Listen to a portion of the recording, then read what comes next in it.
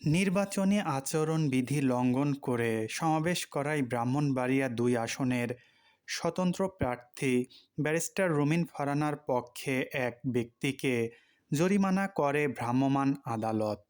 এ ঘটনায় ক্ষিপ্ত হয়ে ম্যাজিস্ট্রেটকে বুড়ো আঙুল দেখিয়েছেন বিএনপির বহিষ্কৃত এ নেত্রী। আজ শনিবার ১৭ জানুয়ারি বিকেল ৪টার দিকে সরাইল উপজেলার ইসলামপুর এলাকায় জেলা প্রশাসনের নির্বাহী ম্যাজিস্ট্রেট শাহরিয়ার হাসান খান এ ভ্রাম্যমাণ আদালত পরিচালনা করেন।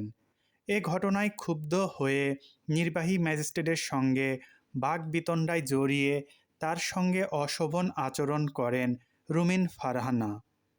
ভ্রাম্যমাণ আদালত সূত্রে জানা গেছে, বিকেলে সরাইল উপজেলার নোয়াগাঁও ইউনিয়নের ইসলামপুর এলাকায় রুমিন ফারহানার পক্ষে প্রচারণামূলক সমাবেশের আয়োজন করেন তার নেতাকর্মী ও সমর্থকরা।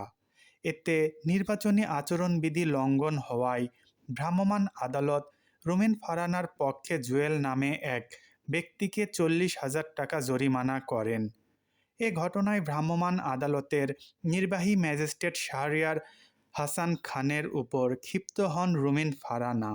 এ সময় তিনি ম্যাজিস্ট্রেটের সঙ্গে তর্কে জড়িয়ে তাকে বুড়ো আঙুল দেখান। রুমিন ফারহানার সঙ্গে তার ব্যক্তিগত সহকারী জাকির হোসেন শুভও ম্যাজিস্ট্রেটের সঙ্গে অশোভন আচরণ করেন।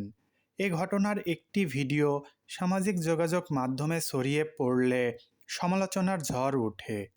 ব্রাহ্মণবাড়িয়া-২ আসনের সহকারী রিটার্নিং কর্মকর্তা ও সরাইল উপজেলার নির্বাহী কর্মকর্তা মোহাম্মদ আবু বকর সরকার জানান, আচরণবিধি লঙ্ঘন করে সমাবেশ আয়োজন করায় ভ্রাম্যমাণ আদালতের মাধ্যমে জরিমানা করা হয়েছে। এতে ক্ষিপ্ত হয়ে নির্বাহী ম্যাজিস্ট্রেটের সঙ্গে অশোভন আচরণ করেন স্বতন্ত্র প্রার্থী রুমিন ফারহানা।